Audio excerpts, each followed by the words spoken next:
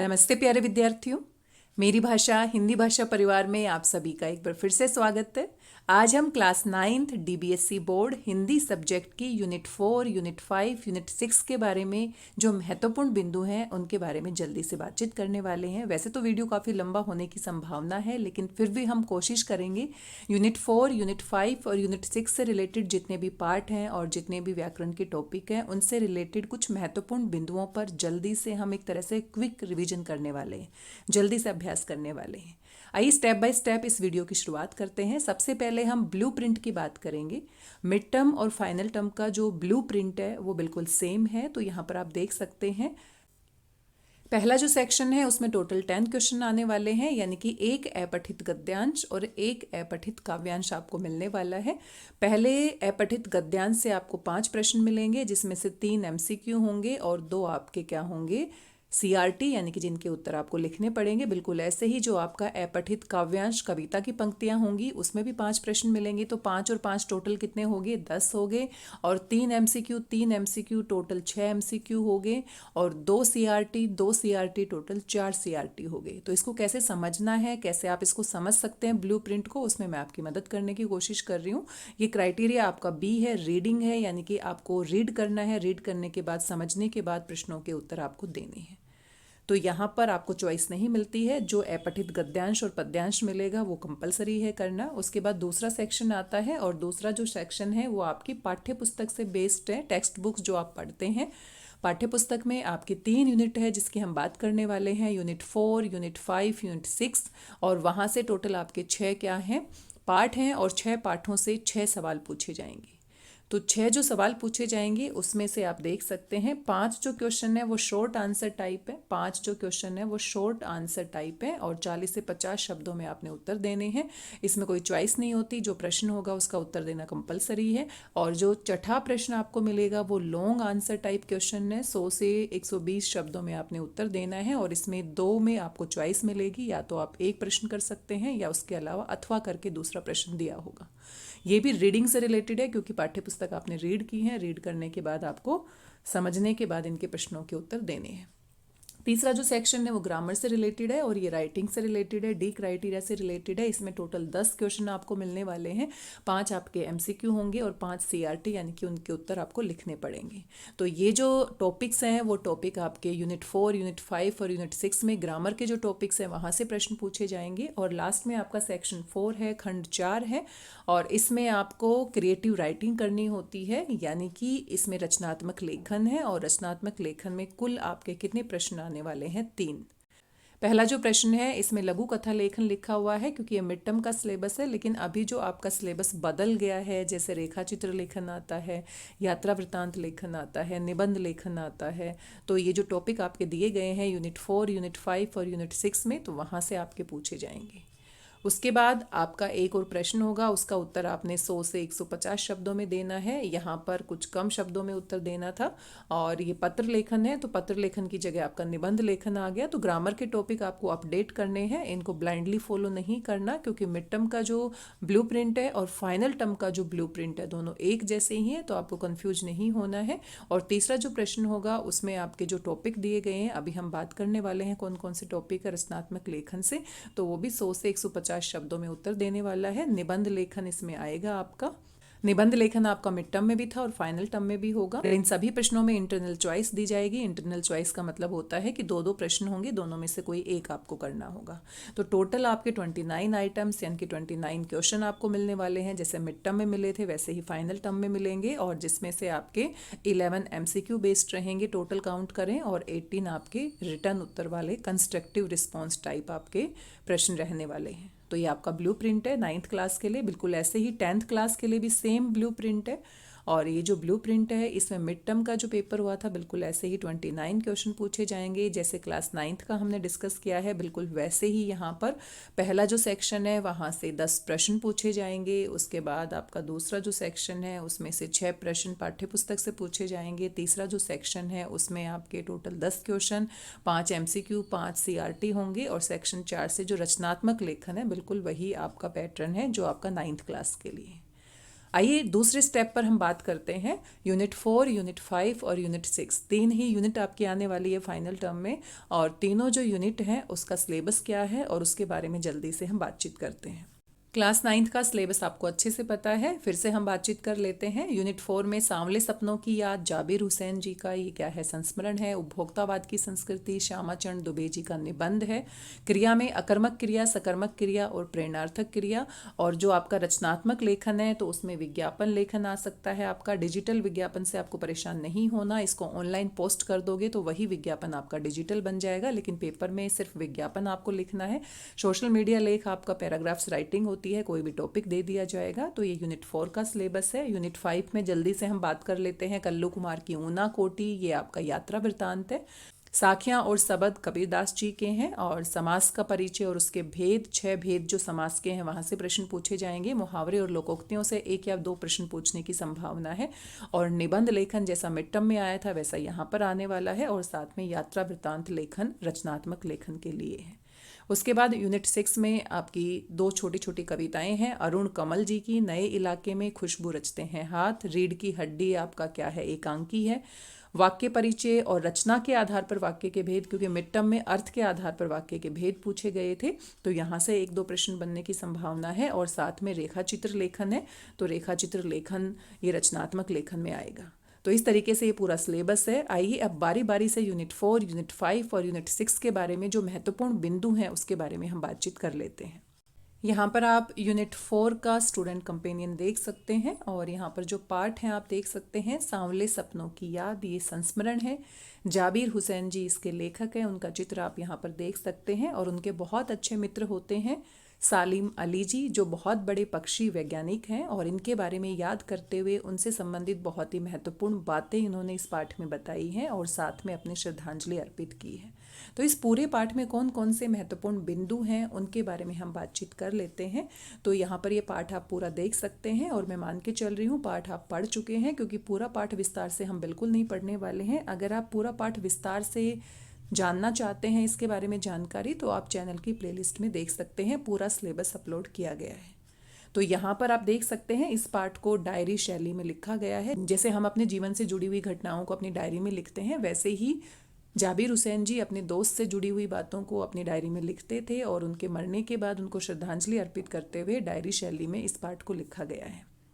जब उनकी मृत्यु होती है तो बहुत ही दुखी हो जाते हैं।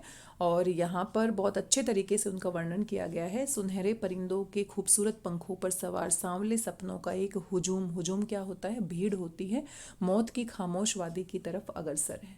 कोई रोक टोक सके कहाँ संभव है। जब उनका अंतिम संस्कार के लिए उनका पार्थिव शरीर लेकर जाया जा रहा था तो उनकी तुलना वो पक्षी के समान ही करते हैं, क्योंकि उनको पक्षियों से बहुत प्रेम था और पक्षियों को वो अपना पूरा जीवन समर्पित कर देते हैं। तो यहाँ पर जो लेखक है वो उनको एक परिंदे की तरह उनकी क्या करते हैं, तुलना करते हैं। जैसे परिंदे जो होते हैं वो प्रकृति में विलीन हो जाते हैं, वैसे ही वो भी इस पृथ्वी पर अपना जीवन काल पूरा करने के बाद और पक्षी की भांति ही वो प्रकृति में विलीन हो जाते हैं। और ये जो हुजूम है, लोगों की जो भीड़ है, उसमें सबसे आगे सालिम अली चल रहे हैं। यानी कि पूरी प्रकृति उनके मरने पर बहुत दुखी होती है, क्योंकि प्रकृति को वो बहुत सम्मान करते थे और प्रकृति के साथ बहुत समय बिताया। जो पक्षी पशु है ऐसा माना जा रहा है, लेखक यहाँ पर कल्पना कर रहे हैं कि वो भी उनकी मौत से बहुत दुखी हैं। तो ये सारी बातें जो हैं वो यहाँ पर बताई गई है। और लेखक जो होता है वो शब्दों का जादूगर होता है, तो शब्दों के माध्यम से कितने अच्छे तरीके से उन्होंने उस बात को यहाँ पर वर्णन किया है, ये सारी बात आप यहाँ पर देख सकते हैं। और उनकी तुलना एक पक्षी के समान की है। और यहाँ पर पेपर में पूछ लिया भी जाता है कि वह पक्षी अपने सपनों के गीत दोबारा कैसे गा सकेगा, यानी कि नहीं गा सकेगा। क्यों नहीं गा सकेगा? क्योंकि अब उसकी मृत्यु हो गई है, उसने अपना जीवन काल समाप्त करके यहाँ से अंतिम विदा ले ली है। तो एक पक्षी की भांति, जैसे पक्षी की मृत्यु होती है तो प्रकृति में विलीन हो जाता है, वैसे ही वो भी प्रकृति में विलीन हो गए हैं। आगे अगर बढ़ते हैं तो जाबिर हुसैन जी बताते हैं कि सालिम अली ने आदमी की नज़र से कभी भी प्रकृति को नहीं देखा। यहाँ से एक सवाल बन सकता है कि आदमी की नज़र से प्रकृति को देखना या पक्षी की नज़र से या प्रकृति की नज़र से प्रकृति को देखने में क्या अंतर है। तो सालिम अली आदमी की नज़र से कभी भी प्रकृति को नहीं देखते थे, बल्कि प्रकृति की नज़र से प्रकृति को देखते थे। तो ये बहुत बड़ी बात है। यहाँ पर लेखक बताना चाहते हैं कि आदमी की नज़र से हम चीज़ों को उतने सही तरीके से नहीं महसूस कर पाते हैं, लेकिन अगर पक्षी बनकर हम पक्षी को देखना चाहेंगे, प्रकृति बनकर प्रकृति को महसूस करने का प्रयास करेंगे, तो अच्छी तरीके से हम उस एहसास को महसूस कर सकेंगे। उसके बाद यहाँ पर लेखक वृंदावन का एक उदाहरण देते हैं कि वृंदावन में कितने वर्षों पहले, हजारों वर्षों पहले भगवान श्री कृष्ण ने जन्म लिया था, बाल लीलाएं की थी, अपना समय बिताया था। और ये जो कहानियाँ हैं अभी हमने सुनी ही हैं कहानियों के रूप में, क्या सही है क्या गलत है इसका हम मिथक के रूप में हम बात कर सकते हैं। हमने अपनी आंखों से उनको नहीं देखा, लेकिन फिर भी आज जो श्रद्धालु होते हैं वृंदावन जाते हैं तो यमुना के सांवले पानी में उनकी अनुभूति महसूस करते हैं। उनको लगता है भगवान श्री कृष्ण यहाँ पर मौजूद हैं और वो महसूस कर सकते हैं उनके एहसास को। जो नदी का सांवला पानी है वो पूरी घटनाक्रम की याद दिलाता है। सुबह सूरज निकलता है, पतली पतली गलियों से वो जब गुजरते हैं तो वृंदावन में किस तरीके से आज भी भगवान श्री कृष्ण को महसूस किया जा सकता है अगर हमारे मन में श्रद्धा है, अगर हमारे मन में विश्वास है। तो बिल्कुल ऐसे ही वृंदावन कभी कृष्ण की बांसुरी के जादू से खाली नहीं हुआ है। बिल्कुल वैसे ही सालीम अली जी चले गए हैं, लेकिन जाने के बाद भी जो उनको जानते हैं, उनको पहचानते हैं, उनके अपने हैं, उनके प्रशंसक हैं, उनके लिए वो हमेशा मौजूद रहेंगे। और उनके मरने के बाद भी उनके काम को याद किया जाएगा और उनके काम को सराहा जाएगा।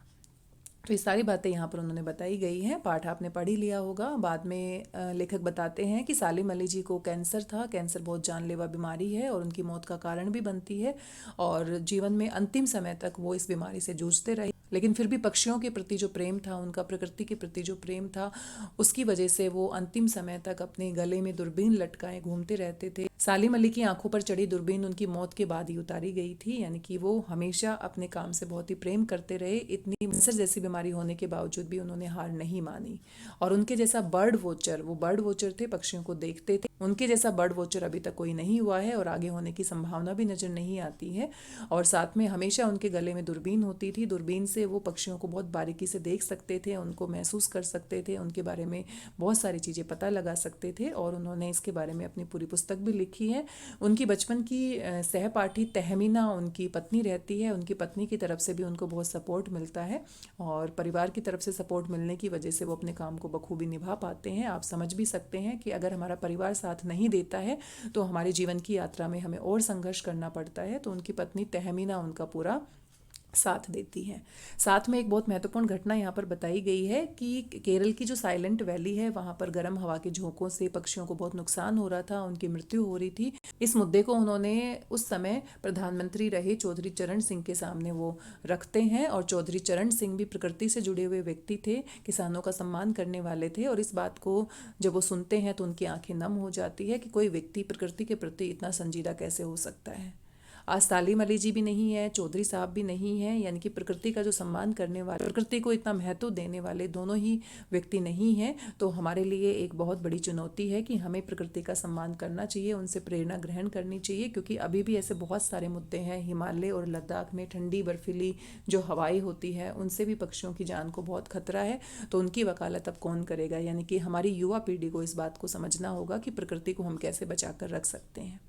उसके बाद सालिम अली जी ने अपनी आत्मकथा फॉल ऑफ ए स्पैरो नाम से लिखी है और उसमें उन्होंने अपना पूरा जितना भी कार्य किया है, पक्षियों के बारे में जितने भी शोध किए हैं उनके बारे में पूरा उन्होंने बताया है। और फिर लेखक याद करते हैं कि डी.एच. लॉरेंस जो होते हैं वो बहुत बड़े कवि होते हैं जो प्रकृति के बारे में कविताएं लिखते हैं। और उनकी पत्नी फ्रीडा लॉरेंस होती है। जब उनकी मृत्यु हो जाती है उनके पति की, तो बहुत सारे लोग उनसे बातचीत करना चाहते हैं, डी.एच. लॉरेंस के बारे में पूछना चाहते हैं। तो फ्रीडा लॉरेंस कहती है कि मेरे से ज़्यादा मेरे छत के ऊपर बैठी हुई एक गोरैया पक्षी जो है वो उसके बारे में, या हम दोनों के बारे में मुझसे ज़्यादा जानकारी रखती है। यानी कि उनकी तुलना उन्होंने डी.एच. लॉरेंस के साथ की है। डी.एच. लॉरेंस बहुत प्रसिद्ध कवि रहे हैं, आप इनके बारे में सर्च कर सकते हैं, जो प्रकृति से जुड़ी हुई कविताएं लिखते थे, प्रकृति का बहुत सम्मान करते थे। सालिम अली जी के प्रकृति के प्रति और पक्षियों के प्रति समर्पण को देखते हुए यहाँ पर लेखक जाबिर हुसैन जी उनकी तुलना डी.एच. लॉरेंस के साथ करते हैं। उसके बाद यहाँ पर बताया गया है कि जो जटिल प्राणी होते हैं, जो बहुत ही प्रैक्टिकल होते हैं, जिनको प्रकृति से कोई लेना देना नहीं होता, जो सिर्फ अपने काम में दुनियादारी में इतना उलझे हुए होते हैं, तो उनके लिए सालिम अली जी हमेशा एक पहेली बनकर रहेंगे। लेकिन जो बहुत ही खुले दिल के और खुले विचारों के व्यक्ति हैं, जो प्रकृति को महसूस कर सकते हैं, उनके लिए हमेशा ही वो सम्मान के योग्य रहेंगे।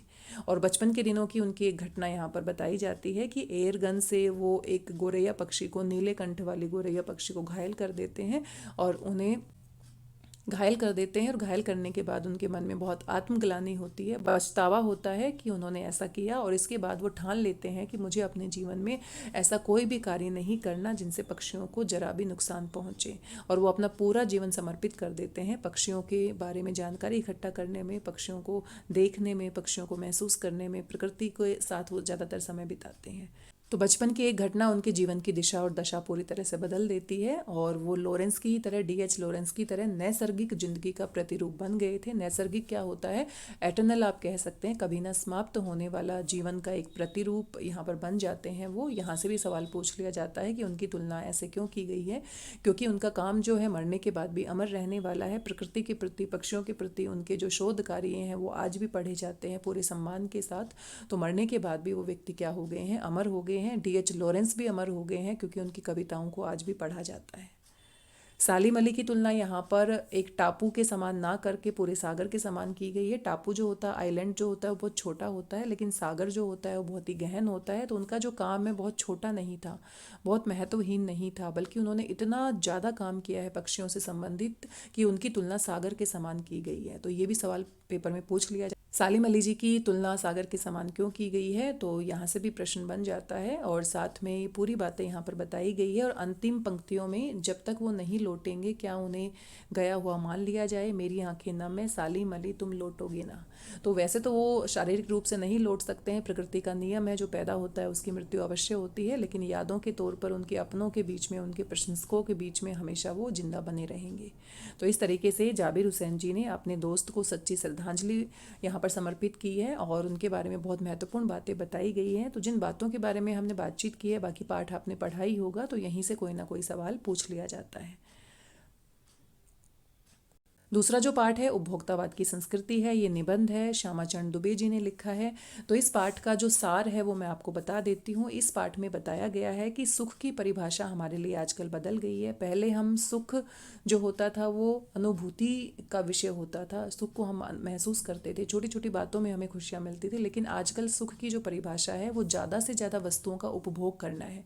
अगर 10 वस्तुएं हमारे पास है, फिर भी हम मार्केट में जो नई नई वस्तुएं आती हैं उनको उपभोग करना चाहते हैं, चाहे वो खाने पीने की वस्तुएं हो, चाहे सुख सुविधाओं की वस्तुएं हो, चाहे मेकअप का सामान हो, चाहे टूथपेस्ट से रिलेटेड सामान हो, चाहे कोई भी बाजारवाद का जो प्रभाव है वो हमारे जीवन पर बहुत अधिक पड़ रहा है। इस बात के विषय में पूरे पाठ में बातचीत की गई है।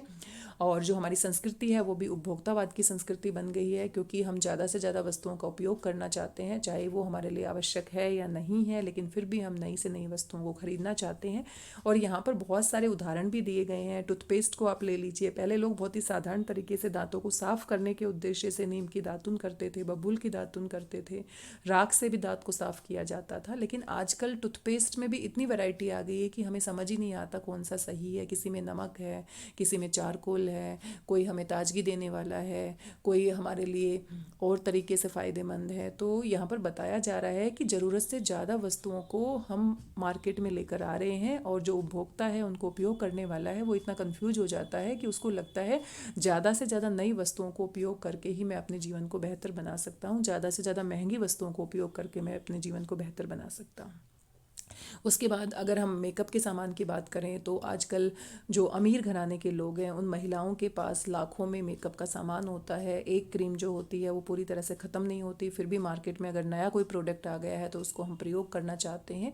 तो यहाँ पर बहुत सारे उदाहरण दिए गए हैं। तो आप इन उदाहरणों के माध्यम से बताया गया है कि उपभोक्तावाद की संस्कृति किस तरह से हमारे लिए, हमारे जीवन के सुकून को, हमारे जीवन के सुख को प्रभावित कर रही है।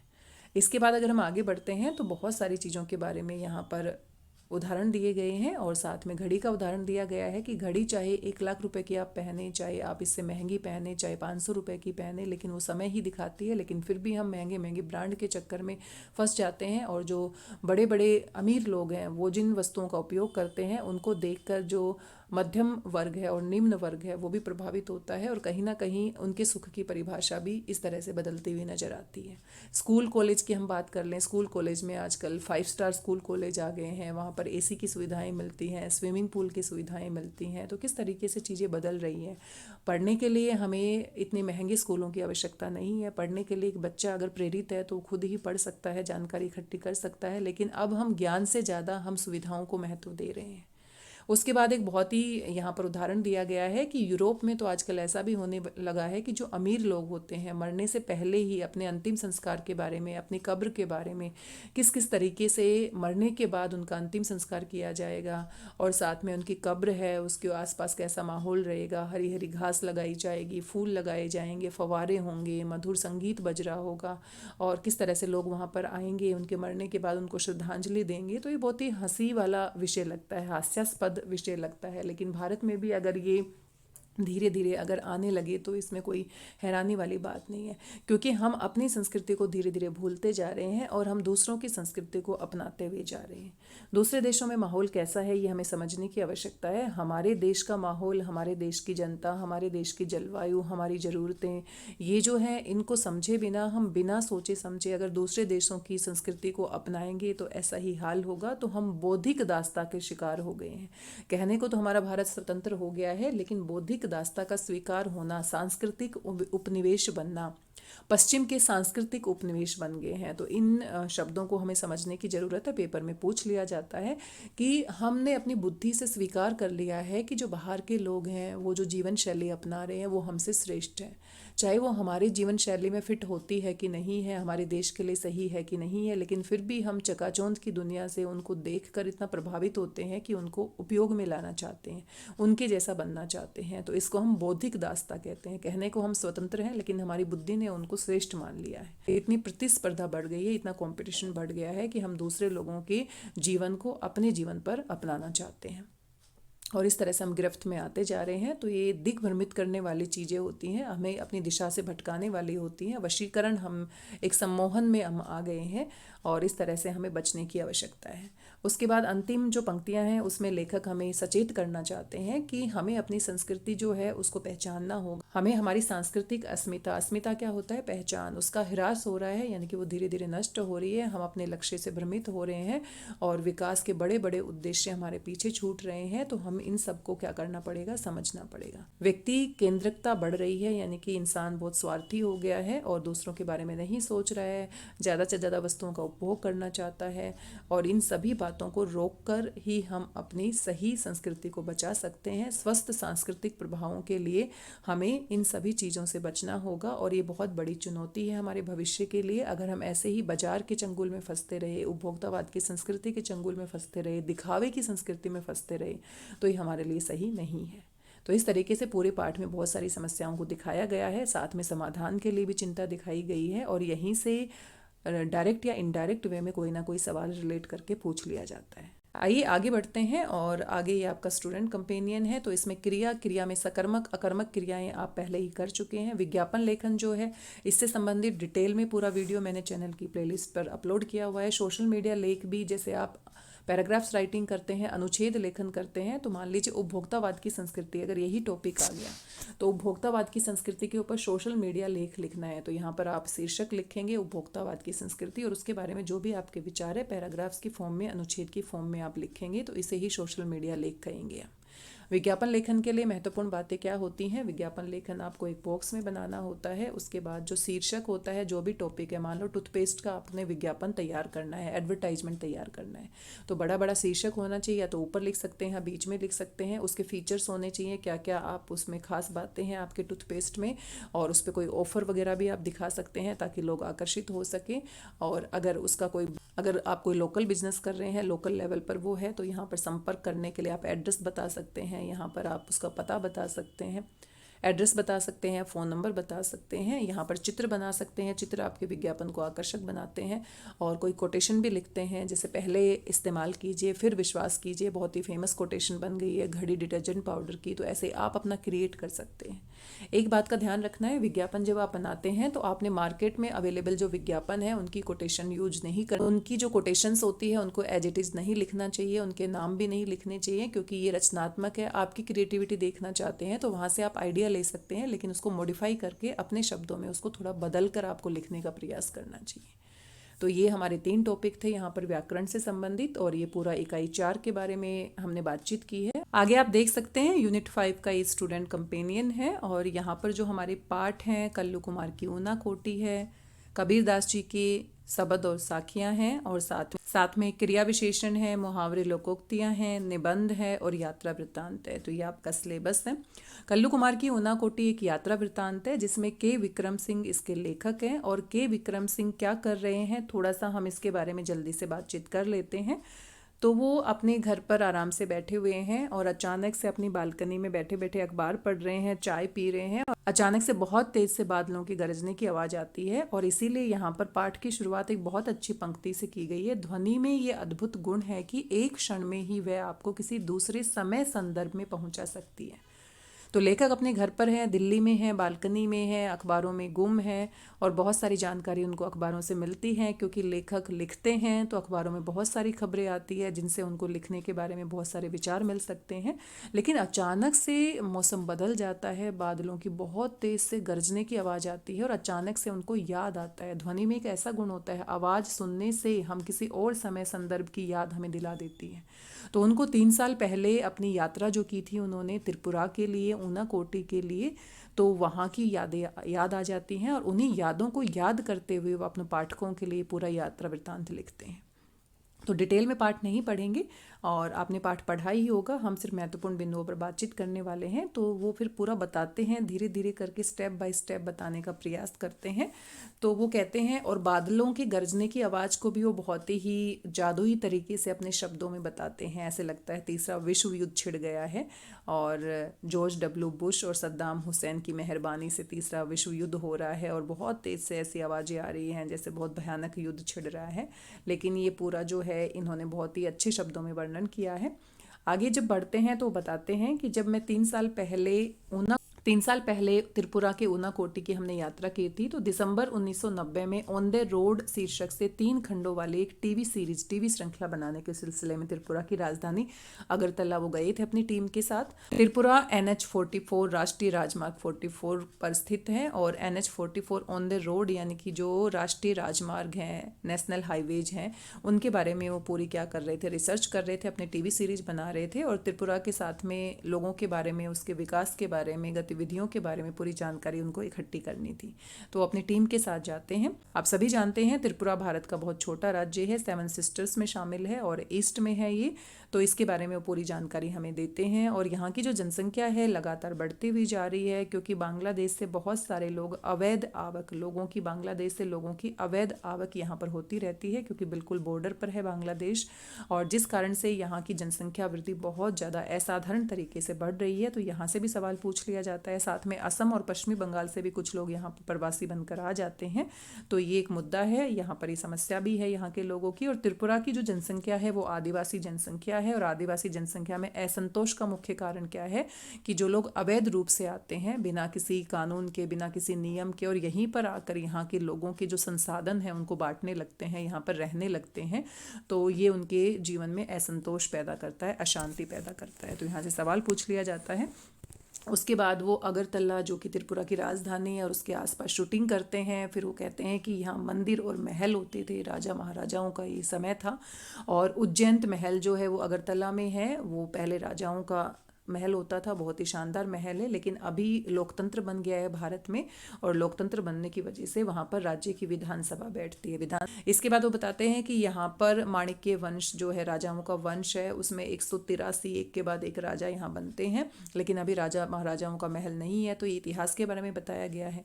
उसके बाद त्रिपुरा में लगातार बाहरी लोगों के आने से बहुत सारी समस्याएं होती हैं, बिल्कुल समस्याएं होती हैं, क्योंकि जो जगह है वो तो नहीं बढ़ेगी, वहाँ के लोग जो हैं उनके पास सीमित संसाधन है और वो सीमित संसाधन अगर बहुत सारे लोगों के द्वारा ज़बरदस्ती अगर बांट लिए जाएं तो फिर वहाँ पर दिक्कत हो सकती है। बाकी दूसरा सवाल बनता है, बहुधार्मिक समाज है। बहुधार्मिक समाज का मतलब क्या है? बहुत सारे धर्मों को मानने वाले लोग यहाँ पर पाए जाते हैं। वैसे त्रिपुरा में आदिवासी लोग हैं, आदिवासी लोगों का अपना धर्म और अपने रीति रिवाज होते हैं, लेकिन बहुत सारे लोग बाहर से अवैध रूप से आ रहे हैं। तो वहाँ पर हिंदू, मुस्लिम, सिख, ईसाई, बौद्ध धर्म से संबंधित बहुत सारे धर्मों से संबंधित लोग वहाँ पर हैं। तो ये बहुधार्मिक समाज यहाँ पर इस वजह से बन गया है। तो ये बताया जाता है। त्रिपुरा में 19 कबीले हैं, जिसमें से चकमा और मुग महायानी बौद्ध धर्म से संबंधित हैं। तो यहाँ इनके बारे में पूरी जानकारी दी गई है। बौद्ध धर्म को मानने वाले बहुत सारे लोग यहाँ पर पाए जाते हैं। अगरतला में शूटिंग के बाद वो NH44 की तरफ जाते हैं। टिलियामुरा एक कस्बा होता है, वहाँ पर जाते हैं और टिलियामुरा में वो दो प्रसिद्ध लोक गायक और लोक गायिका से मिलते हैं। एक तो होते हैं हेमंत कुमार जमातिया, जो वहाँ के प्रसिद्ध लोक गायक है, जिन गीत नाटक अकादमी से 1996 में पुरस्कार भी मिल चुका है। वो कोक बारोक बोली में, लोकल लैंग्वेज में गाते हैं और उनसे वो मिलते हैं। साथ में हेमंत कुमार जमातिया बहुत अच्छे से इनकी टीम का स्वागत करते हैं, उनके लिए भोज का आयोजन करते हैं, खाने के लिए उनको निमंत्रित करते हैं और सीधा साधा खाना होता है गाँव का, लेकिन बहुत ही सम्मान के साथ परोसा जाता है। उसके बाद जब वो आगे की ओर बढ़ते हैं तो देखते हैं कि दूसरी जो कलाकार है वो है मंजू ऋषिदास। मंजू ऋषिदास से मिलते हैं, जो मोची के परिवार से है, वो भी गायिका है और वो टिलियामुरा शहर के वार्ड नंबर 3 से है और पंचायत में अपने वार्ड का प्रतिनिधित्व करती है। निरक्षर है, पढ़ी लिखी नहीं है, फिर भी अपने वार्ड के लोगों की आवश्यकताओं को बहुत अच्छे से समझती है। साफ़ सुथरा पानी पीने के लिए वहाँ पर उपलब्ध नहीं है, उसके लिए बहुत संघर्ष करती है और साथ में गलियों में ईंटें बिछाने का काम करवाती है। तो बहुत ही अच्छा समाज सुधार का कार्य वो कर रही है। और फिर मंजू ऋषिदास उनकी पूरी टीम को अपने घर पर खाने के लिए आमंत्रित करती है। वहाँ पर वो 2 गाने भी सुनते हैं उनसे, उनके पति भी सहयोग करते हैं और साथ में वो एक साधारण महिला की भांति उनके लिए चाय बनाकर लेकर आती है।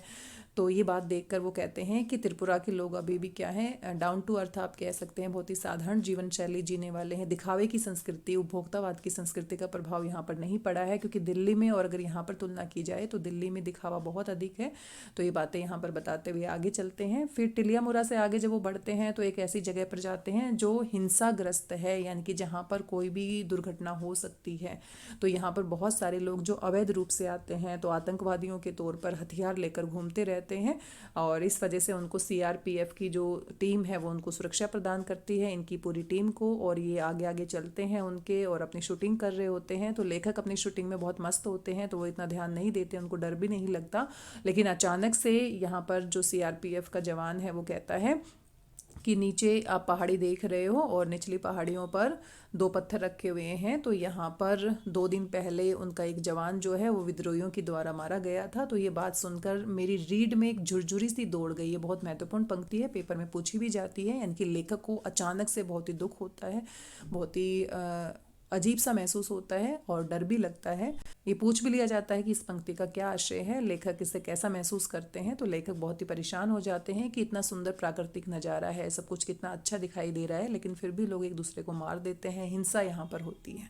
इसके बाद लेखक मनु नदी के आसपास आगे बढ़ते हैं और मनु एक छोटा सा कस्बा भी है और यहाँ पर बहुत ही सुंदर प्राकृतिक नज़ारा उनको देखने को मिलता है।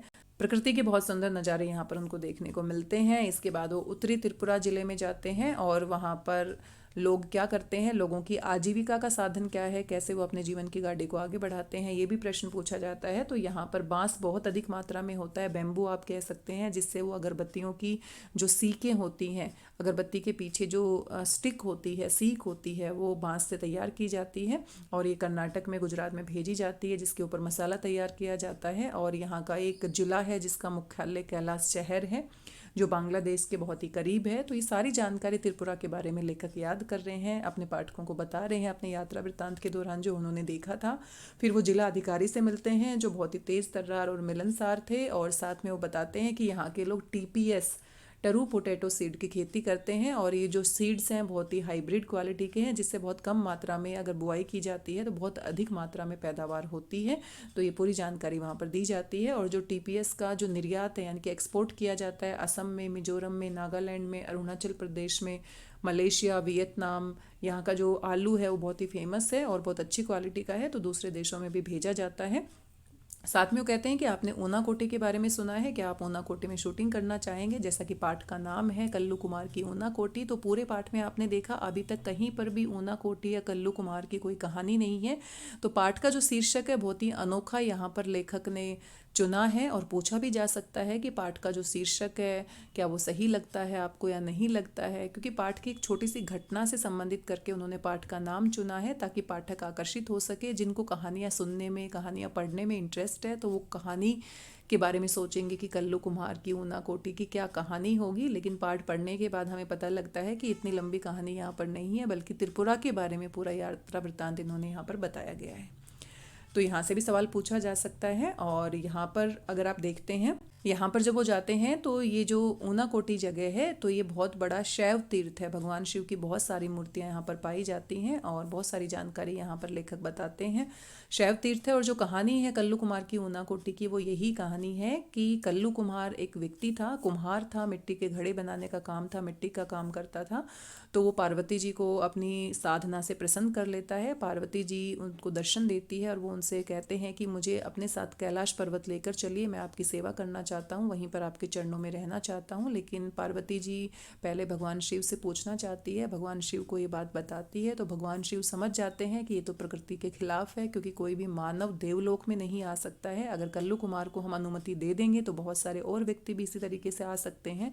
तो वो सीधे सीधे तो मना नहीं कर सकते हैं, लेकिन एक पूरी युक्ति, एक उपाय वो बनाते हैं और वो कल्लू कुमार से कहते हैं कि ठीक है, तुम्हारी इच्छा पूरी कर दी जाएगी अगर आप सुबह होने तक, यानी कि एक रात में, अभी से लेके सुबह होने तक, अगर आप मेरी 1 करोड़, कोटि, कोटि का मतलब क्या होता है, करोड़, 1 करोड़ अगर मूर्तियां बना दोगे, मूर्तियां अगर बना देते हो तो आप हमारे साथ कैलाश पर्वत में चल सकते हो। तो कल्लू कुमार भी पूरा जिद्दी व्यक्ति था, वो ये शर्त स्वीकार कर लेता है और पूरी कोशिश करता है भगवान शिव की 1 करोड़ मूर्तियां बनाने की। लेकिन जब सुबह की पहली किरण आती है, सूर्य उदय होता है, तो 1 करोड़ में एक कम मूर्ति रह जाती है। इसलिए ऊना कोटि, ऊना कोटि का मतलब ही क्या होता है, ऊना कोटि, ऊना कोटि 1 करोड़ में एक कम, ऊना कोटि।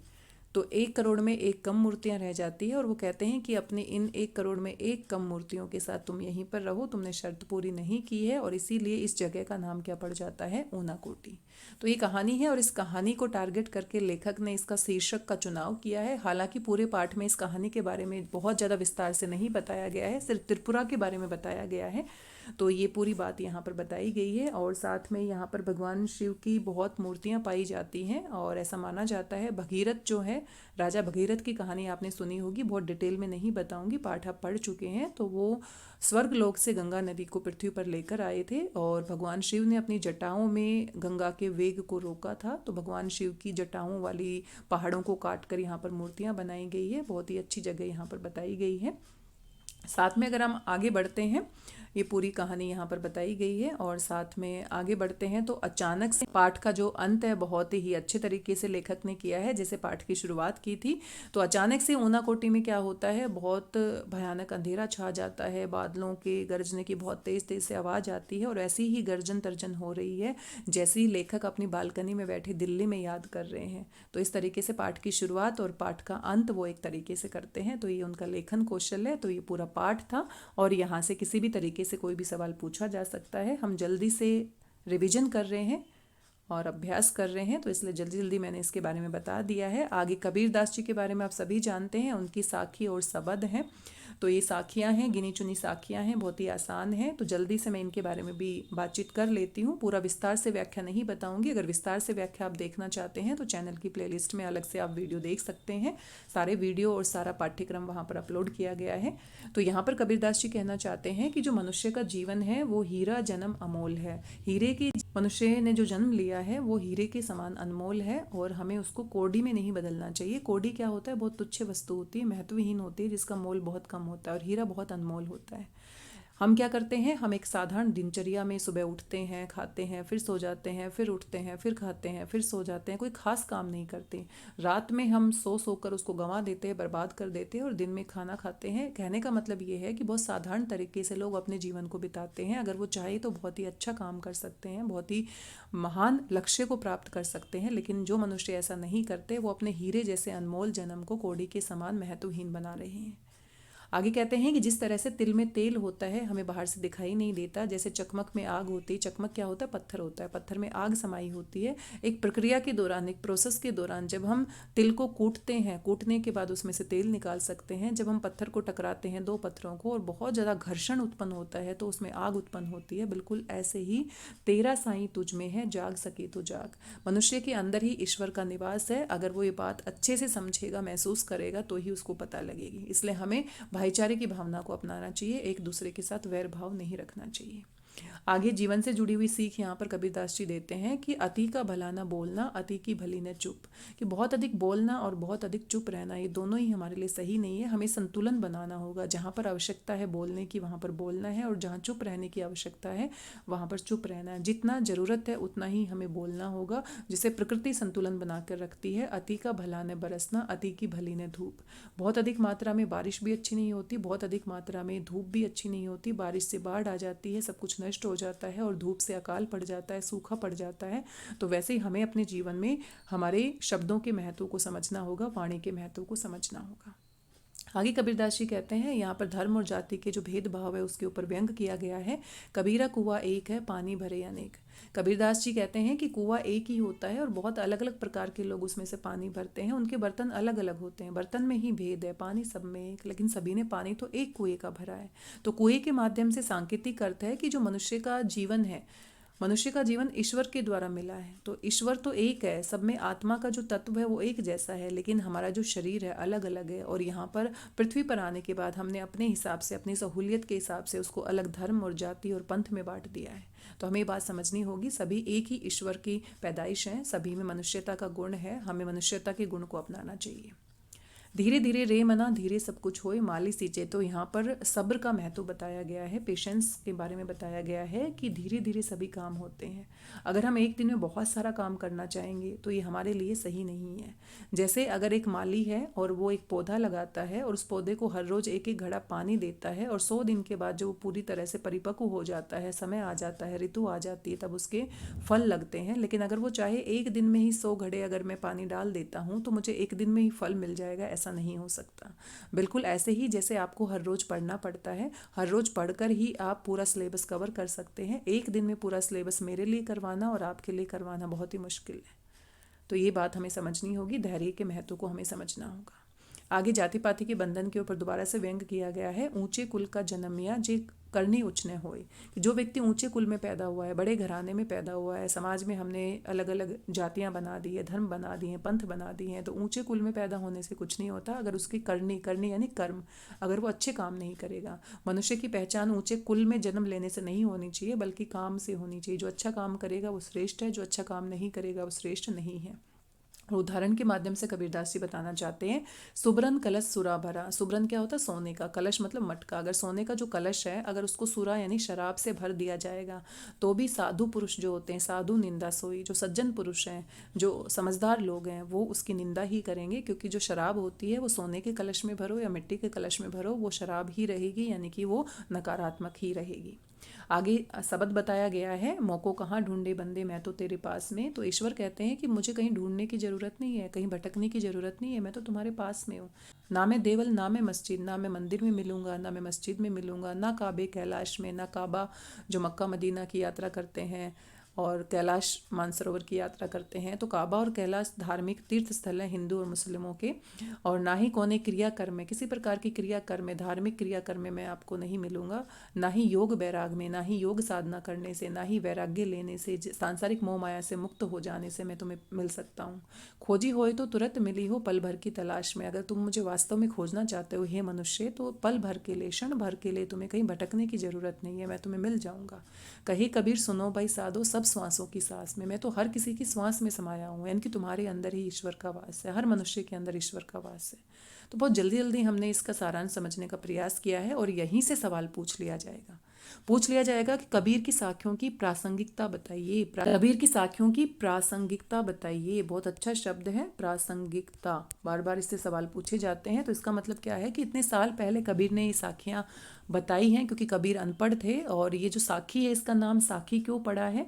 क्योंकि ये अपनी आंखों से देखकर समाज में जो भी महसूस करते थे, आंखों देखा अनुभव करके लिखते थे। साखी का मतलब क्या होता है? साक्षी। तो पूछा भी जाता है कि कबीर के दोहों को साखी क्यों कहा जाता है? साखी का मतलब क्या होता है? साक्षी, गवाह, अपनी आंखों के सामने घटित होते हुए देखना और उसी को अनुभव करके लिखना। तो वो पढ़े लिखे नहीं थे, तो उनके शिष्यों ने इनकी ये जो साखियाँ हैं वो सुनी और लिखी। वो गाते थे इनको अपना काम करते करते, और इनको गुनगुनाते थे, गाते थे। इनके बहुत सारे शिष्य बने और शिष्यों ने प्रभावित होकर, जो पढ़े लिखे शिष्य थे, उन्होंने इनकी साखियों को लिखा।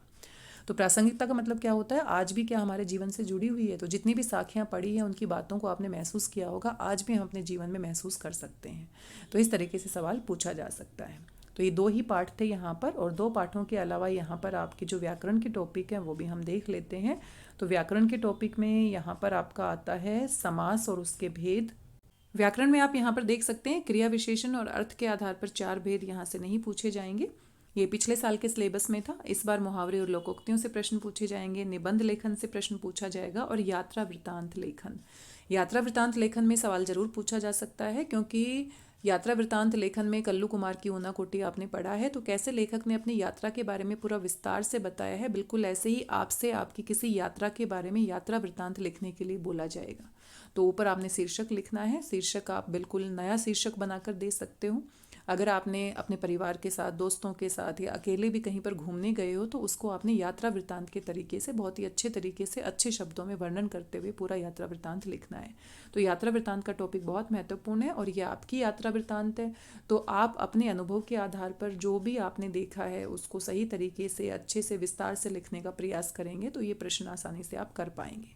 निबंध लेखन आपके लिए नया टॉपिक नहीं है, मिड टर्म में भी आया था। कोई भी आसपास की रियल लाइफ से कनेक्टेड समस्या से संबंधित या किसी भी ऐसे मुद्दे से संबंधित कोई भी ऐसा मुद्दा आपको दे दिया जाएगा जिसके ऊपर निबंध लेखन करना है, और निबंध लेखन में पॉइंट भी दिए जाते हैं, तो उन पॉइंट्स के आधार पर आप विस्तार से लिख सकते हैं। बाकी यहाँ पर समास और उसके भेद हैं। यहाँ पर समास और उसके भेद हैं। तो समास किसे कहते हैं और समास के 6 भेद आपको पढ़ने हैं। अव्ययी भाव समास होता है, तत्पुरुष समास होता है, द्विगु द्वंद्व समास और बहुव्रीहि और कर्मधारय समास।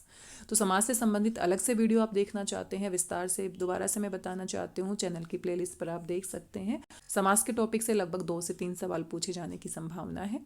हम जल्दी से अभ्यास करना चाहते हैं तो बहुत डिटेल में हम बातचीत नहीं कर रहे हैं, जल्दी से महत्वपूर्ण बिंदुओं पर हम चर्चा कर रहे हैं। यूनिट 6 का स्टूडेंट कंपेनियन आप यहाँ पर देख सकते हैं। यहाँ पर खुशबू रचते हैं हाथ और नए इलाके में अरुण कमल जी की 2 कविताएं हैं, यहाँ से एक प्रश्न पूछा जाएगा। रीढ़ की हड्डी एकांकी है, यहाँ से एक प्रश्न पूछा जाएगा। और अर्थ के आधार पर वाक्य के भेद नहीं है, रचना के आधार पर वाक्य के भेद हैं। तो ये आपको अपडेट करना है। सिलेबस मैंने आपके साथ पहले ही शेयर कर दिया है। रेखा चित्र लेखन, यहाँ से जरूर प्रश्न पूछा जाएगा। तो ये हमारा सिलेबस है। और यहाँ पर आप देख सकते हैं अरुण कमल जी की जो कविता है खुशबू रचते हैं हाथ, तो इसमें उन लोगों के बारे में बताया गया है जो बहुत ज़्यादा काम करते हैं लेकिन समाज में उपेक्षित हैं। उपेक्षित यानी कि समाज उसको इतना महत्व नहीं देता है। तो जो बड़े बड़े काम होते हैं, भवन निर्माण का काम आप देख लीजिए या कोई भी सामान बनाने का काम देख लीजिए, छोटे से लेके बड़े लोगों के घरों में उनको प्रयोग में लाया जाता है, लेकिन उनको बनाने वाले मजदूर वर्ग होते हैं और मजदूर वर्ग का ये समाज क्या करता है, सम्मान नहीं करता है, उपेक्षित वर्ग होते हैं। तो उसके बारे में खुशबू रचते हैं हाथ जो कविता है उसके बारे में बताया गया है। और हाथों की तुलना यहाँ पर अलग अलग हाथों के और हाथों के लिए यहाँ पर कवि ने बहुत ही खूबसूरत तरीके से अनेक विशेषणों का प्रयोग किया है। उभरी नसों वाले हाथ, उभरी नसों वाले हाथ बुजुर्गों के हाथ हो सकते हैं। घिसे नाखूनों वाले हाथ मजदूरों के हाथ हो सकते हैं। पीपल के पत्ते से नए नए हाथ किसी छोटे बच्चे के हो सकते हैं। जूही की डाल से खुशबूदार हाथ किसी युवती के, युवा के हो सकते हैं। गंदे कटे पिटे हाथ मजदूरों के हो सकते हैं। जख्म से फटे हुए हाथ भी मजदूरों के हो सकते हैं। और ये जो लोग हैं वो इतनी मेहनत करते हैं और ये खुशबू रचते हैं। ऐसे जो हाथ हैं यानी कि खुशबू रचते हैं, अगरबत्तियां बनाने का काम करते हैं और बहुत ही गंदगी के बीच में रहते हैं, लेकिन फिर भी आसपास के समाज को कितना कुछ देते हैं। तो ये उपेक्षित लोग हैं, इनके बारे में हमें सोचने का प्रयास करना है। तो पूरी कविता का यही सार है। उसके बाद नए इलाके में जो कविता है वो बताना चाहती है कि इस भागदौड़ भरी जिंदगी में कितनी जल्दी परिवर्तन हो जाता है। यहाँ पर कवि एक अतिशोक्तिपूर्ण परिस्थिति के बारे में हमें बताते हैं कि जो कवि हैं वो सुबह सुबह अपने घर से निकलते हैं और अक्सर रास्ता भूल जाते हैं। यानी कि उनको धोखा हो जाता है कि सुबह घर से जब निकले थे अपने काम के लिए और काम से वापस जब घर आते हैं तो इनको अपना घर नहीं मिलता है। तो ये सुनने में थोड़ा अजीब लगता है, लेकिन यहाँ पर बदलाव के बारे में बातचीत की गई है कि बहुत तेज़ी से हम बदल रहे हैं। जो सही है उसको भी बदल रहे हैं, जो गलत है उसको अपना रहे हैं। तो हमें अपनी संस्कृति को पहचानना पड़ेगा। हमें इतनी जल्दी बदलाव की आवश्यकता नहीं है। जिस चीज़ में बदलाव की आवश्यकता है उसी को हमें अपनाना पड़ेगा। तो यहाँ पर लेखक अपने घर को पहचान नहीं पाता है। आसपास के जो निशान थे जो अपने घर को पहचानने में उसकी मदद करते थे वो बहुत ही पूरी तरह से बदल जाते हैं। तो ये पूरी एक परिस्थिति यहाँ पर बताई गई है। कविता आपने पढ़ी ली होगी। और एक दिन में ये दुनिया पुरानी पड़ जाती है, यानी कि अगर हम समय के साथ नहीं चलते हैं, इस भागदौड़ के साथ नहीं चलते हैं तो हम कहीं ना कहीं पीछे रह जाते हैं। तो इस तरह की जो भागदौड़ है इसके बारे में हमें सोचने की ज़रूरत है, क्योंकि इतना अधिक बदलाव सही नहीं है। बदलाव अच्छा है लेकिन सही की तरफ बदलाव अच्छा है, लेकिन बिना किसी सोच समझ के उपभोक्तावाद की संस्कृति, दिखावे की संस्कृति या किस तरह से हम जीवन शैली में बदलाव कर रहे हैं। खाने पीने के बदलाव को आप देख सकते हैं, हम इतने बदल गए हैं, किस तरीके से हम फास्ट फूड की ओर, पैकेट वाले खाने की ओर आ गए हैं, और जिस बदलाव की वजह से हम बहुत अधिक बीमारियों के शिकार भी हो रहे हैं। किस तरीके से हमारा जीवन जीने का जो एक उम्र होती है वो धीरे धीरे कम होती है। लगभग 100 साल तक हमारे पूर्वज जीवित रहते थे, लेकिन आजकल इंसान का जो जीवन जीने की उम्र है वो धीरे धीरे घटती चली जा रही है, क्योंकि हम बीमारियों के शिकार हो रहे हैं। हमारी जीवन शैली हमने बहुत बुरी तरह से बदल दी है। तो ये कविताओं का सार है एक तरीके से। और दूसरा जो हमारा एकांकी है, रीढ़ की हड्डी, तो रीढ़ की हड्डी में कुछ पात्र हैं। उमा एक लड़की है और उमा के पिता राम स्वरूप हैं, उनकी माता प्रेमा है। एक नौकर के बारे में भी एकांकी में बात की गई है, और वो अपनी बेटी को पढ़ाते लिखाते हैं, बीए पास कराते हैं, लेकिन जब वो देखते हैं समाज की परिस्थितियों को तो पढ़ी लिखी लड़कियों की शादियां नहीं होती है। तो कहीं ना कहीं जो पिता होते हैं वो परेशान हो जाते हैं, बहुत दिनों से लड़की के लिए लड़का ढूंढ रहे हैं, लेकिन हर किसी को कम पढ़ी लिखी लड़की चाहिए, घरेलू काम करने वाली लड़की चाहिए, जो बहुत अधिक बातचीत ना करे, अपने विचारों को किसी के सामने ना रखे, बहस ना करे, ऐसी लड़की की डिमांड है। इस कारण से पिता अपनी बेटी की पढ़ाई की बात को छुपाते हैं, जो कि गलत है। हालांकि लड़के वाले हैं, शंकर लड़का है, यहाँ पर गोपाल प्रसाद लड़के के पिता हैं, जो खुद पेशे से वकील हैं, और वकील का काम तो न्याय दिलाने का काम है, खुले विचारों का होना चाहिए, लेकिन फिर भी वो बहू के रूप में एक ऐसी लड़की चाहते हैं जो बहुत ही कम पढ़ी लिखी है। और पूरा का पूरा यहाँ पर बहुत अच्छे तरीके से व्यंग शैली में वर्णन किया गया है, और पूरा पाठ आपने पढ़ ही लिया होगा। एकांकी के रूप में है, लघु नाटिका है ये। इसके बाद लड़की को देखने जब आते हैं तो लड़की को किस तरीके से घर का काम आना चाहिए, बहुत ही सुशील होनी चाहिए, संस्कारी होनी चाहिए, बहुत ज़्यादा बोलने वाली नहीं होनी चाहिए। और ये सब बातें देखने के बाद उमा को गुस्सा आ जाता है, क्योंकि उमा ने बीए पास की है, पढ़ी लिखी लड़की है, आज़ाद ख्यालों की है, खुले विचारों की है, और वो किस तरीके से अपनी बात को रखती है कि मैं कोई भेड़ बकरी नहीं हूँ, कोई सामान नहीं हूँ खरीदने का, जिसके लिए आप इतनी देर से क्या कर रहे हैं, आप इतनी देर से जांच पड़ताल कर रहे हैं, जांच परख कर रहे हैं, मेरी भी अपनी पहचान है, मैं भी इंसान हूँ। और ये सारी बातें यहाँ पर स्त्री शिक्षा के ऊपर बताई गई है कि स्त्रियों का शिक्षित होना कितना ज़रूरी है। जो दक्यानुसी सोच है, रूढ़िवादी सोच है, उसके ऊपर प्रहार किया गया है। लड़का जो है उसकी रीढ़ की हड्डी नहीं है, क्योंकि वो अपने पिता की बातों को सिर्फ सुन रहा है, उसकी अपनी कोई सोच नहीं है, क्योंकि शादी पिता को नहीं करनी है बल्कि लड़के को करनी है। लड़का चाहे तो यहाँ पर स्टैंड ले सकता है, अपने विचारों को रख सकता है। तो इस तरीके से व्यंग शैली में ये पूरी एकांकी यहाँ पर है, और यहाँ से भी सवाल पूछा जाता है कौन कौन सी समस्याओं को यहाँ पर उठाया गया है। तो स्त्री शिक्षा की समस्या है, दक्यानुसी सोच की समस्या है, दोगलेपन की समस्या है। गोपाल प्रसाद जो होते हैं वो समाज में तो अपने जो केस लड़ते होंगे तो स्त्रियों की शिक्षा के खिलाफ नहीं बोलते होंगे, क्योंकि अगर वो स्त्री की शिक्षा के खिलाफ बोलेंगे तो केस हार जाएंगे, लेकिन अपने जीवन में वो इसको अपनाते नहीं हैं। तो दोगलापन हम वहाँ पर देख सकते हैं। एक पिता की मजबूरी को दिखाया गया है कि पिता अपनी बेटी को पढ़ाते तो हैं, लेकिन फिर किसी कारण से उनको अपनी बेटी की पढ़ाई की बात छुपानी पड़ती है। तो बहुत सारी बातें, बहुत सारे मुद्दे यहाँ पर उठाए गए हैं। रेखाचित्र लेखन जो है, रेखाचित्र लेखन में आपने बहुत अच्छे से किसी व्यक्ति, वस्तु या स्थान के बारे में जो भी आपसे पूछा जाएगा उसके बारे में कुछ ऐसा लिखना है ताकि जो पढ़ने वाला है उसको पढ़ने के बाद उसके दिमाग में एक चित्र बन जाए। तो रेखाचित्र लेखन एक विधा है, और जहाँ से आपको रेखाचित्र लेखन एक विधा है जहाँ से आपका एक सवाल पूछा जाएगा, और अर्थ के आधार पर वाक्य के भेद आपके मिड टर्म में आए थे। इस पर रचना के आधार पर वाक्य के भेद आएंगे। तो रचना के आधार पर वाक्य के 3 भेद होते हैं: सरल वाक्य, संयुक्त वाक्य और मिश्र वाक्य। सरल वाक्य, संयुक्त वाक्य और मिश्र वाक्य, तो ये टॉपिक भी आपको अच्छे से तैयार करना है, यहाँ से भी सवाल पूछे जाते हैं। तो ये पूरा एक तरह से पाठ्यक्रम था जिसके ऊपर बहुत ही जल्दी से हमने बातचीत की है, क्योंकि हम विस्तार से बातें नहीं कर रहे हैं, क्योंकि पूरा सिलेबस तो आप पढ़ ही चुके हैं, क्योंकि पूरे साल से आप पढ़ रहे हैं। बस लास्ट मिनट तैयारी के लिए हम एक तरह से ये महत्वपूर्ण जो बिंदु हैं उसके बारे में बातचीत कर रहे थे। अब हम एक प्रीवियस ईयर पेपर देख लेते हैं ताकि आपको अंदाज़ा लग जाए कि पेपर कैसा है। इस साल पेपर का पैटर्न थोड़ा सा बदल दिया गया है। ब्लूप्रिंट मैंने आपके साथ साझा किया था। पिछले साल जो पेपर था वो थोड़ा सा अलग था, तो मैं एक बार पेपर आपको दिखा देती हूँ जिससे आपको अंदाज़ा लग जाएगा। यहाँ पर आप पेपर देख सकते हैं, ये पहला खंड है, सेक्शन 1 है, और यहाँ पर अपठित गद्यांश और पद्यांश जैसा मिड टर्म में आए थे, जैसा हम ब्लूप्रिंट में बात कर रहे थे, बिल्कुल वैसे ही यहाँ पर आएगा। तो इसके लिए कोई पाठ्यक्रम होता नहीं है, ऑन द स्पॉट आपको देखना होता है, जिसमें से 3 सवाल MCQ आते हैं, 2 सवाल लिखने वाले आते हैं। और यहाँ पर पिछले साल तक 2 गद्यांश आते थे, लेकिन इस बार 1 गद्यांश आएगा, काव्यांश आएगा, कहीं से भी कविता की लाइन दे दी जाएगी। कोई सिलेबस है नहीं, तो इसमें आपको परेशान होने की ज़रूरत नहीं है। यहाँ से भी 3 सवाल MCQ आएंगे, 2 आपके रिटर्न उत्तर वाले आएंगे। इसके बाद आपका पाठ्य पुस्तक से सेक्शन आने वाला है, क्योंकि जो ब्लू प्रिंट है उसको फॉलो करना है आपने, मिड टर्म को ध्यान में रखना है, ये पिछले साल का पेपर है। तो व्याकरण से आप देख सकते हैं, व्याकरण से समाज से रिलेटेड आप प्रश्न यहाँ पर देख सकते हैं, सकर्मक अकर्मक क्रिया से रिलेटेड प्रश्न आप देख सकते हैं, और यहाँ रचना के आधार पर वाक्य के भेद से प्रश्न आप देख सकते हैं। आप देख सकते हैं इस तरीके से 5 सवाल एमसीक्यू बेस्ड आएंगे, मुहावरे से सवाल पूछा गया है, और 5 सवाल आपके क्या आएंगे, लिखित उत्तर वाले। तो लिखित परिभाषाएं आपको ध्यान से याद करनी है। तो रात दिन इस सामासिक पद का विग्रह करके समास का नाम लिखना है, सकर्मक क्रिया के 2 उदाहरण खुद बनाने हैं, और रचना के आधार पर वाक्य का कौन सा भेद है, मुहावरे का वाक्य में प्रयोग करके बताना है, और इस वाक्य में आपने रेखांकित क्रिया बतानी है। तो प्रेरणार्थक क्रिया भी आपकी इस पाठ्यक्रम में आती है, सकर्मक अकर्मक और प्रेरणार्थक क्रिया। तो सिलेबस मैंने आपके साथ शेयर कर ही दिया है, उसी सिलेबस को आपने फॉलो करना है। ये पेपर पिछले साल का था, तो कुछ टॉपिक्स में यहाँ पर बदलाव हुआ है। ये व्याकरण से संबंधित आपके प्रश्न हैं। पाठ्य पुस्तक से पहले 5 प्रश्न आते थे, आप यहाँ पर देख सकते हैं, लेकिन इस बार 6 प्रश्न आएंगे। 5 प्रश्न आपके शॉर्ट आंसर टाइप बिल्कुल ऐसे ही आएंगे।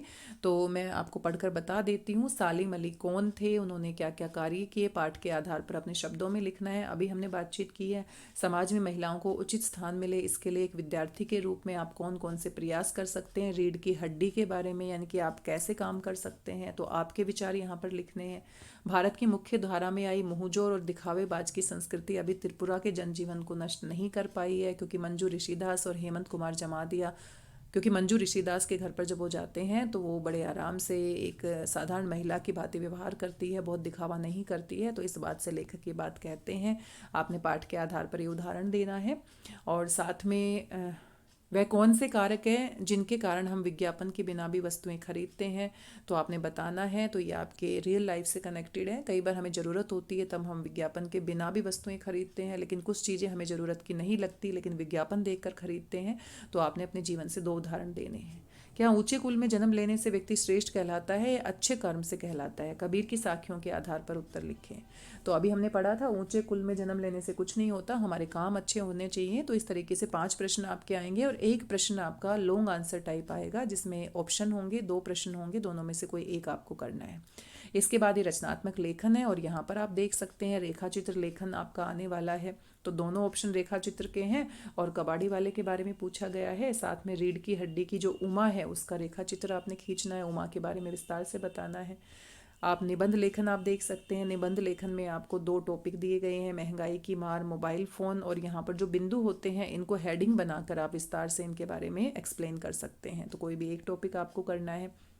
साथ में यात्रा वृत्तांत लेखन आप देख सकते हैं। यात्रा वृत्तांत लेखन में आप देखिए, गर्मी की छुट्टियों में आप अपनी नानी दादी के गांव घूमने गए हैं, कभी ना कभी आप गए होंगे, तो उसका पूरा वर्णन आपने लिखना है।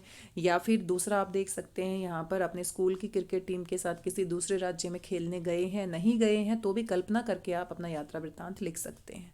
तो इस तरीके से ये आपका पूरा प्रश्न पत्र है। इस बार भी प्रश्न पत्र ऐसे ही आने वाला है। यहाँ पर कुल 33 प्रश्न पूछे गए थे, लेकिन अभी कितने प्रश्न पूछे जाएंगे, 29, क्योंकि 2 अपठित गद्यांश आते थे, तो 2 में से 1 अपठित गद्यांश आपका क्या हो गया है, कम हो गया है। तो ये बात आपको ध्यान में रखनी है। कुछ थोड़ा सा और बदलाव किया गया है पेपर में, तो ब्लूप्रिंट आपको फॉलो करना है, मिड टर्म का पेपर ध्यान में रखना है। प्यारे विद्यार्थियों, आज के लिए बस इतना ही। वीडियो काफ़ी लंबा हो गया है। वैसे तो यूनिट 4, यूनिट 5, यूनिट 6 के बारे में अलग अलग वीडियो बन सकते थे, लेकिन सभी के बारे में, महत्वपूर्ण बिंदुओं के बारे में एक ही वीडियो में मैंने बातचीत करने का प्रयास किया है। आशा करती हूँ जानकारी आपको पसंद आई होगी। आपकी परीक्षाओं के लिए बहुत बहुत शुभकामनाएं। मिलते हैं किसी नई जानकारी के साथ किसी नए वीडियो में। तब तक स्वस्थ रहिए, व्यस्त रहिए, मस्त रहिए और खुश होकर प्रैक्टिस करते रहिए। आपकी परीक्षाओं के लिए बहुत बहुत शुभकामनाएं। धन्यवाद, बहुत बहुत धन्यवाद।